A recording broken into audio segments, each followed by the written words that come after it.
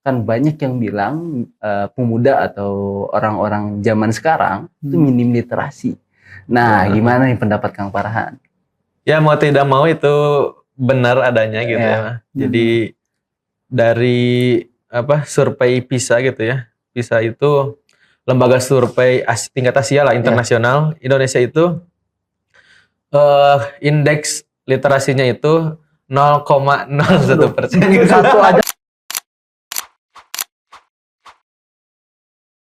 Assalamualaikum warahmatullahi wabarakatuh. Kembali lagi di Takjil, bahan obrolan untuk berbuka. Dengan saya Ihsan Dan saya Hasan. Kita berdua Ihsan.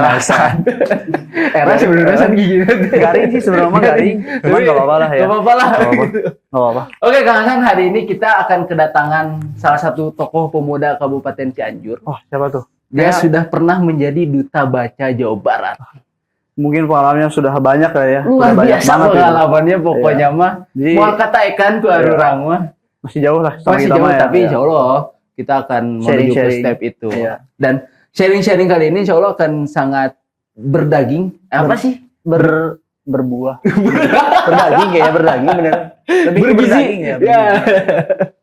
Insya Allah akan banyak keilmuan yang akan dipetik karena ini akan berhubungan dengan kontribusi kita sebagai pemuda. Iya betul. Karena kita kan pemuda sebagai tonggak masa depan itu. Jadi kita harus tahu ya apa itu. Apa saja kontribusi untuk kedepannya. Iya, karena kita akan membahas tentang pemuda dan masa depan. Gitu. Bersama Kang Farhan. Silakan. Welcome, let's go. Waalaikumsalam. Hatur nuhun Kang Farhan sudah hadir. Mau menyempatkan waktunya, meluangkan waktunya. Saya lihat Kang Farhan tuh positif vibes pisan. Betul. Siga ieu Cina muslim. Cina ada keturunan nggak? Ada keturunan? Nggak ada. Oh, nggak ada. Malah keturunan Tasik. Cina Tasik. Cina Tasik berarti beda. Bisa lain anak kandung doain aku. Jadi itu. Oh iya, nggak boleh gitu ya, nggak boleh. Berat. Beda Kang Farhan bahasa. sehat? Alhamdulillah. Kang Hasan, Kang Ihsan. Sehat selalu gitu. Alhamdulillah. Tapi saya Kang Farhan cerita sedikitnya. Saya kemarin tuh rada nggak enak badan. Kenapa tah? Nah, kan kemarin saya dengar di TikTok. Pokoknya mah referensi keilmuan kita Ya, TikTok. pokoknya TikTok dia tuh pokoknya sumbernya TikTok. Ya, jadi Udah linas. Betul. Pokoknya lo TikTok mau ilmu. Gitu mah dari TikTok. Kemarin kata dari TikTok nih saya dengar kalau orang yang sakit nih ya di bulan Ramadan, entah itu di pertengahan, entah itu di akhir gitu. Itu tuh dosa-dosanya diampuni. Amin ya Allah. Sehingga nama saya diampuni dosa itu. Bisa. Doa. Insya Allahnya. Semoga. Kita bakal ngebahas apa nih Kang Farhan? Saya mau ke Kang Farhan nih. Ngalir lah. Jadi sebetulnya berat ini kawan-kawan. Iya sih, muda. Saya nanya dulu deh kalau Boleh, gitu. boleh. Kayak gitu, saya sebagai mahasiswa, kita berdua sebagai mahasiswa. Betul. Nah, mungkin Akang sudah berpengalaman gitu. Jadi gimana sih kontribusi, terutama sekarang ya, negara kita tuh sedang ada polemik itulah, kacau muncul lah gitu. tagline Indonesia gelap. Nah, Indonesia gelap gitu. Nah, kita tuh sebagai mahasiswa kan tidak semuanya kita turun ke jalan ya gitu. Nah, apa sih kontribusi buat kita, kontribusi pemuda nih buat sekarang itu, buat masa depan kita tuh kayak sekarang dan untuk masa depan. Betul. Ya, sebetulnya kalau berbicara pemuda dan masa depan itu, apalagi berbicara di Indonesia, betul, Indonesia gelap. Suram. Waduh, rada siun saya.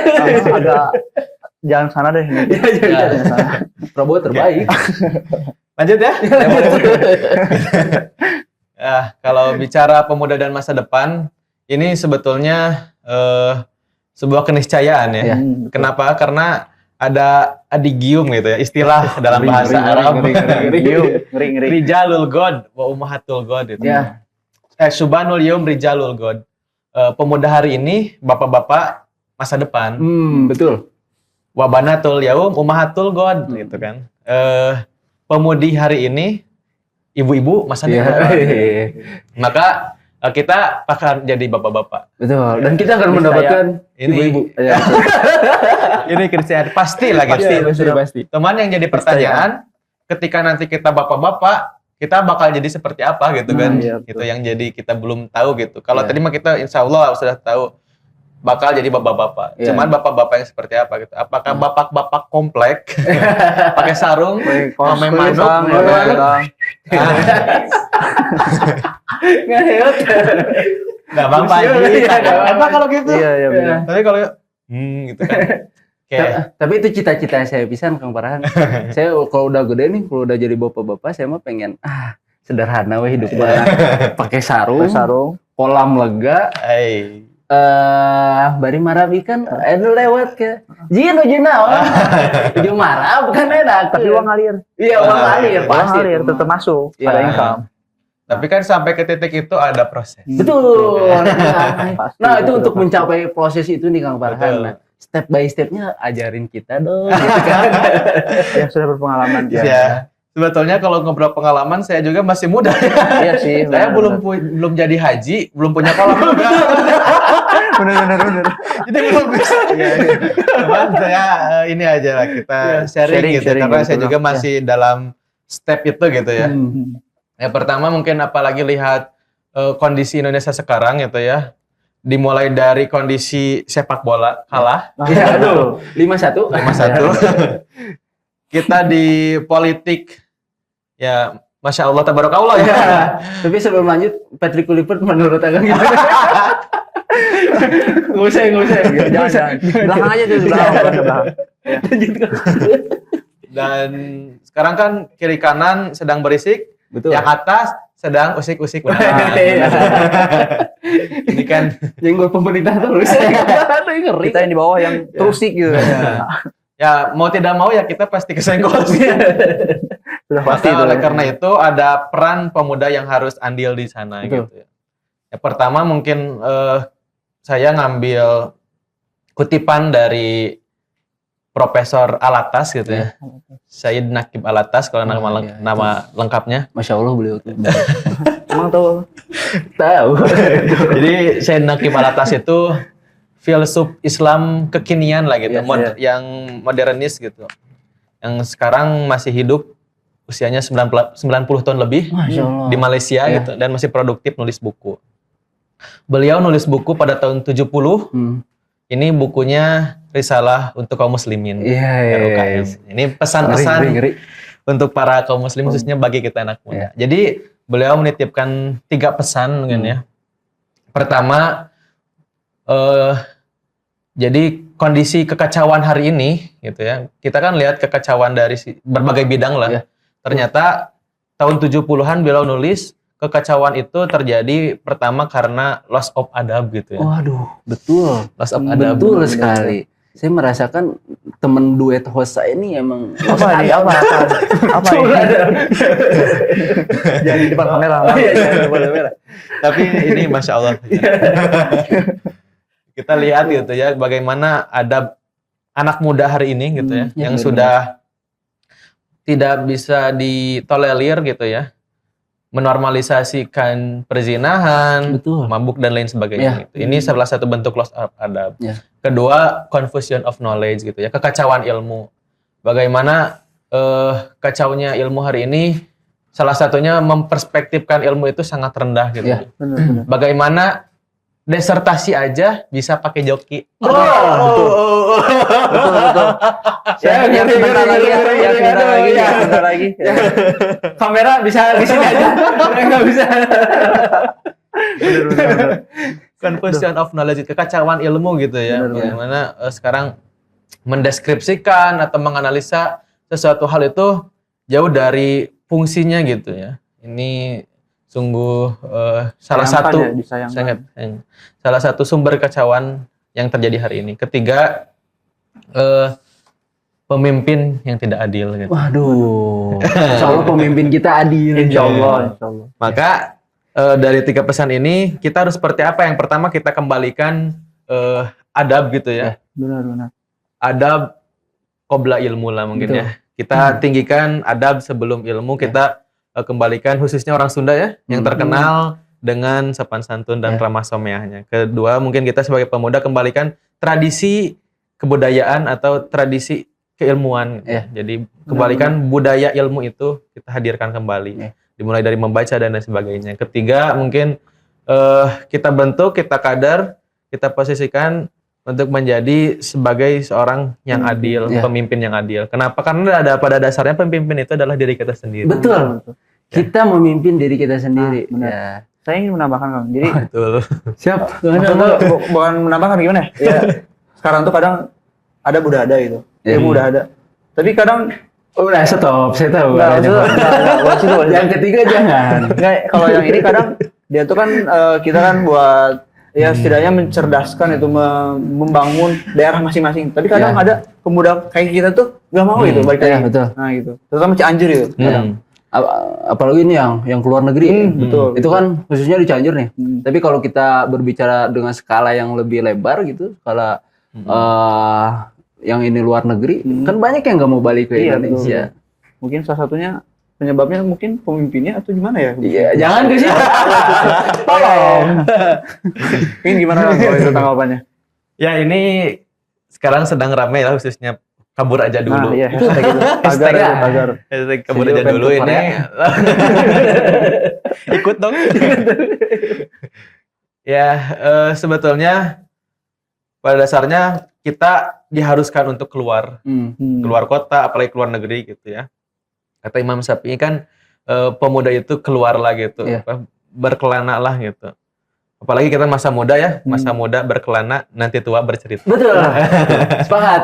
Tapi kita juga harus jangan lupa kampung halaman gitu. Ya. Kita bagaimanapun lahir dan dibesarkan di kampung halaman, maka salah satu dari mungkin pelajaran sahabat itu ya, yang ekspansi keluar kemana-mana, tapi tetap membangun kampung halaman dengan qaryatun thayyibah, Betul. kampung yang baik gitu. Jadi kita harus tetap ingat tanah kita dilahirkan, Tanah tanah kelahiran, kelahiran, ya. gitu. Oh berarti untuk keluar kota, keluar negeri atau kabur aja dulu itu sebenarnya dianjurkan ya? Dianjurkan dan diperbolehkan gitu. Diperbolehkan. Tapi kemarin kok ada statement. Ayo, Kabur aja dulu.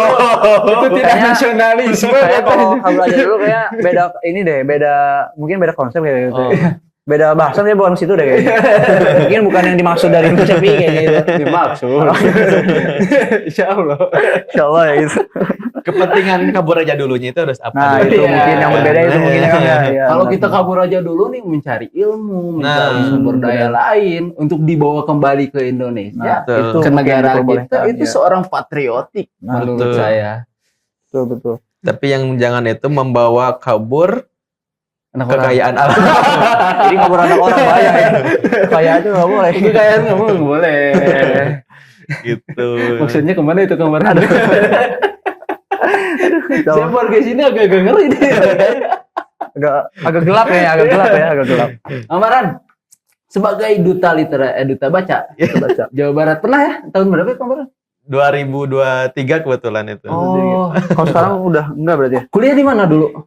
Dulu itu kebetulan double degree gitu, Ya, dua kampus. Masya Allah. Mantap, Terbaik, mantap. kita tepuk tangan dulu dong. Kita aja belum kuat ya. Saya satu aja malas. Iya. Satu aja kadang rada gimana gitu. Aduh. Tapi kalau sampai akhir udah sampai lulus qadarullah cuma satu kampus juga Ya. pada akhirnya. Gak kuat juga. Berat juga ternyata ya. Berat juga. Gitu. Di mana? Di dua kampus. ya? Di Unpi Cianjur saya. Oh, mimpi. Di Cianjur. Lahir dan besar sampai nikah di Cianjur, kuliah di Cianjur, Unpi Cianjur, dan Al-Azami gitu, stay Al-Azami. Lulusnya di yang Al-Azami. Al-Azami, tepuk tangan dulu dong. Dari Cianjur untuk Jawa Barat. Tapi pemuda Cianjur yang sudah sukses berkarir di Jawa Barat, inilah Kang Farhan. Sih, saya guys cocok bawa pembawaan berita ya. Ya berarti kalau Jawa berarti sudah diperhitungkan dong menurutnya. Ya. Salah satu orang yang berpengaruh dong. Iya dong. Kalau nggak berpengaruh nggak mungkin kita undang ke sini Iya, dong. benar. Makanya. Jadi teman-teman makanya tadi saya bilang Por sini daging semua isinya. Betul, daging banget. Iya. Walaupun dari tadi kita nggak jelas ya kan. Iya, nggak apa-apa. Nggak apa-apa. Bang Farhan menyikapi hal-hal yang terjadi hari ini, kan banyak yang bilang pemuda atau orang-orang zaman sekarang itu minim literasi. Nah, gimana nih pendapat Kang Farhan? Ya mau tidak mau itu benar adanya gitu Ya. ya. Jadi dari survei PISA gitu ya. PISA itu lembaga survei tingkat Asia lah internasional. Indonesia itu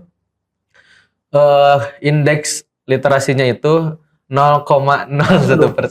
Satu aja belum ya. 0,01. Jadi dari 280 juta sekian masyarakat Cuma 0,01. Indonesia itu berarti hitungannya berapa orang gitu ya. Itu pasti termasuk saya. Ya, Iya. saya juga ya. Bertiga ya. Bertiga termasuk. Bisa kali duta baca. Ya, ini sebetulnya mengerikan juga ya. Kenapa? Karena kalau menatap masa depan gitu lah, apalagi tentang membangun peradaban, semua berawal dari ilmu. Iya. Kita lihat Cordoba gitu ya, Andalusia, dan apalagi peradaban Baghdad gitu ya. Betul. Dari cahaya dari timur itu bagaimana dulu bisa menguasai timur dan Cordoba di barat, misalnya di Andalusia juga sama. Kita lihat bagaimana kegemilangan lah pada masa itu berawal dari ilmu. Bagaimana di Baghdad ada Baitul Hikmah gitu ya, perpustakaan terbesar itu di sana gitu. Jadi semua dari ilmu. Gitu. Iya. Dan kalau kita lihat akta tadi ya, ngeri juga sebetulnya. Mengenaskan gitu. Aduh. Itu termasuk saya tuh. Saya jarang baca. Jujur lah. Saya baca sih, baca. Bisa pulang di sini dites. Enggak kan, ini saya mencoba dari sudut pandang lain mungkin gambarannya. Kan hari ini kita bisa dapetin ilmu dari mana saja. Benar. Tidak perlu membaca. Betul. Ya ini bisa debatable. Saya dapet ilmu dari TikTok. Ya. Saya nggak baca ilmu TikTok saya mah gitu. Nah itu menurut Kang Farhan efektif gak misal kita cuman nonton gitu?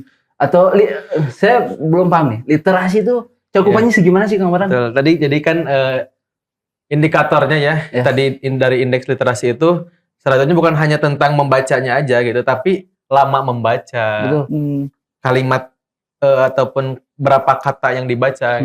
Kita kan tahu sendiri bagaimana kita lah misalkan kekuatan lama membaca dan tingkat berapa kata yang kita baca. Kadang kita baru lihat misalkan teks di WA ya, misalkan baru ada lihat selengkapnya aja udah malas ngetik.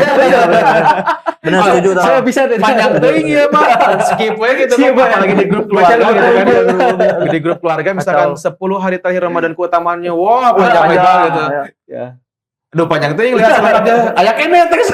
Skip we kan itu bukan soal kita membaca itu tapi apa ya, ketuntasan lah mungkin ya kita. Baru berapa menit atau berapa detik bahkan juga gitu. Kan TikTok juga itu yang apa efektif itu yang kalimat-kalimat pendek. Benar. Dan kalimat-kalimat panjang bagi orang Indonesia cukup menyiksa gitu. Ada panjang ting skip gitu kan. Berat buat kapasitas. Enggak ya dong ya. Kalau kapasitas kita mungkin Saya baca lama tuh cangkel leher lah.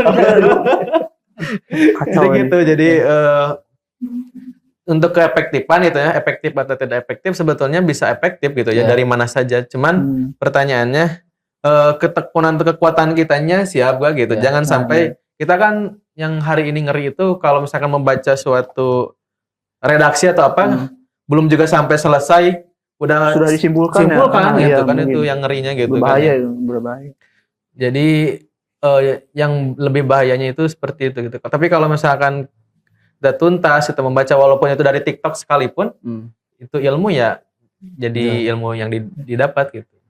Mungkin Mbak biasanya kita cuma dapet cangkangnya, tapi substansi atau isinya kita belum ketangkep gitu, belum ketangkep gitu. Iya. Belum ketangkep. Jadi Kang ada pertanyaan terakhir nih Kang. Mangga. Closing. Siap. Closing di nya. Rasa deh. Jadi pertanyaan nanti aya niatan atau inovasi terutama dari segi literasi untuk Cianjur ini gitu. Ya, apalagi kan Kang Farhan ini terkenal sebagai mantan duta baca Jawa Barat gitu. Mungkin punya gagasan-gagasan untuk membangkitkan gairah anak muda di Kabupaten Cianjur untuk membaca. Oke, tadi bila dikatakan pertama kan tentang inovasi ya. Dari mulai inovasi lapangan tadi deh dikatakan apa? Perpustakaan jalanan. Itu sempat kami lakukan coba di mulai itu waktu tahun 2018 atau 2019 lah. Waktu itu pernah dicoba. Namun ya ketika lihat proses dan progresnya sepertinya kurang efektif gitu. Kenapa tuh Kang kurang efektifnya? Ya gitu. Jadi bagi masyarakat Cianjur gitu ya, melihat buku-buku melapak di bawah itu malah disangka jualan. Padahal kan niatnya bagusnya buat gratis dibaca gitu. Betul. Ini kita tadinya memang menghadirkan buku-buku gitu ya, perpustakaan yang biasanya eksklusif dalam ruangan, jangan ngobrol, jangan makan. Kita coba hadirkan langsung ke lapangan itu di tengah-tengah masyarakat yang sedang berkegiatan. Waktu itu di Bomero. Bomero Bomero di mana coba Kang Hasan? Di Joglo ya? Oh, dekat stasiun pokoknya ya. Salah. Arah Cipanas. Cipanas. Jadi dulu itu pernah seperti itu ya. Kita coba malah disangka jualan, dan yang paling mirisnya itu diusir sama Satpol PP. Lebih parah itu. Berarti bener disangka jualan bisa. Bener-bener Beres. Mungkin kelihatannya orang-orang nu butuh uang. Salah sebenarnya butuh lagi uang mah. Itu dicoba beberapa kali, cuman ya ini sepertinya kurang efektif. Kita kembali lagi ke perpus gitu ya, mengadakan kelas kajian, kelas ya yang lebih terarah lah gitu ya. Ya dengan resiko pesertanya sedikit. Ya.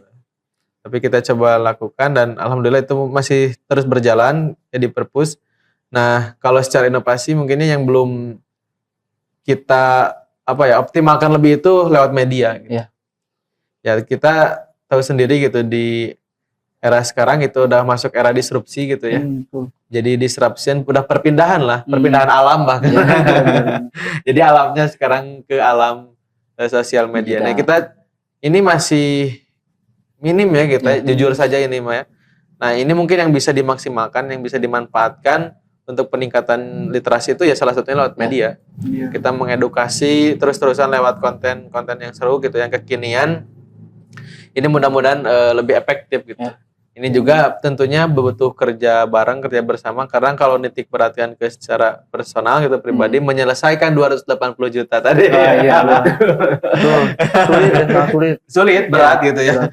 Jadi ini perlu kerja-kerja kolektif bersama lah itu. Kemarin tuh di sosial media viral Kang.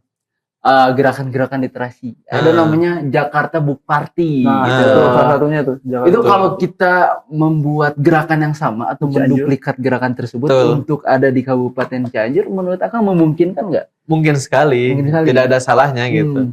Cuman ya tadi ini perlu kerja tim gitu, kelompok gitu, dan yang mau babak belur lah istilahnya mah gitu. Karena kan kalau terjun dalam dunia bubukuan gitu ya, itu sangat kecil mendapatkan profit. Betul. Sangat inilah minim gitu. Jadi kalau ini perlu orang-orang yang benar-benar ekstra gitu ya. Dan itu bisa sekali diadopsi di Cianjur. Kita contoh tadi di Book Party Jakarta, terus di Jogja gitu ya, di Malioboro, di pelataran-pelataran pinggir jalan itu kan ya. Seru itunya. Orang-orang itu pada duduk melingkar membaca buku gitu. Bukan duduk melingkar gelas berputar. Beda. Itu buku yang dibaca gitu kan. Itu luar biasa, itu bisa di Cianjur, sangat bisa gitu ya. Apalagi sekarang ya kita lihat anak muda Cianjur suka tongkrongan gitu ya. Kafe di mana-mana. Ini sangat memungkinkan gitu. Mungkin terakhir Kang, ini bukannya udah kurang seneng gitu Kang ngobrol. Sebenarnya masih panjang, tapi tadi tim kreatif lagi-lagi udah kayak gini. Menandakan pertemuan kita sudah di ujung gitu. Harus diakhirkan mungkin gitu. Closing statement dulu dong dari Kang Farhan gitu ya. Dari literasi untuk masa depan. Gagah. Hari muda mah arurang. Kan pemuda itu representasi masa depan. Iya, benar. Dari gimana cara kita untuk menunjang masa depan dengan literasi, maksudnya gitu Kang. Keren sekali ini pembahasan. Cocok ini masuk ke podcastnya di Supargo. PTW.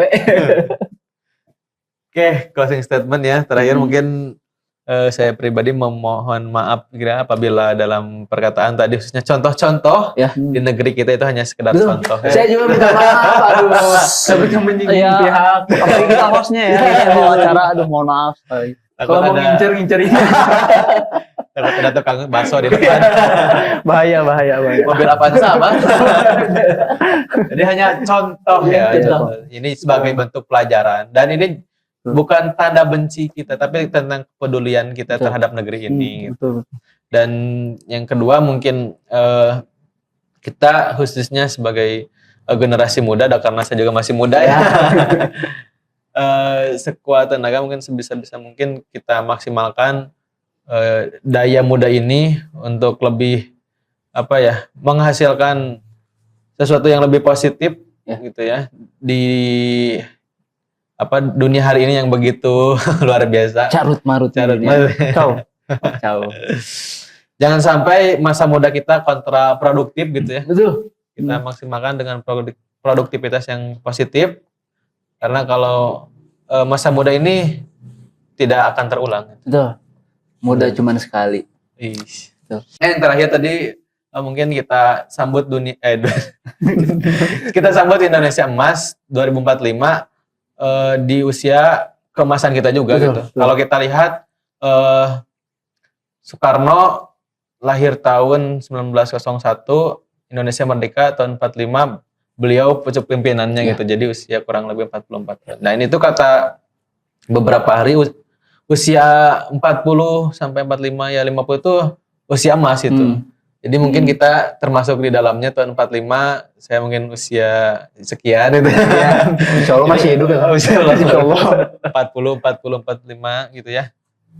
Ya mudah-mudahan itu benar-benar adanya Indonesia emas, bukan hanya tagline. Amin. Jangan sampai jadi Indonesia cemas. Betul.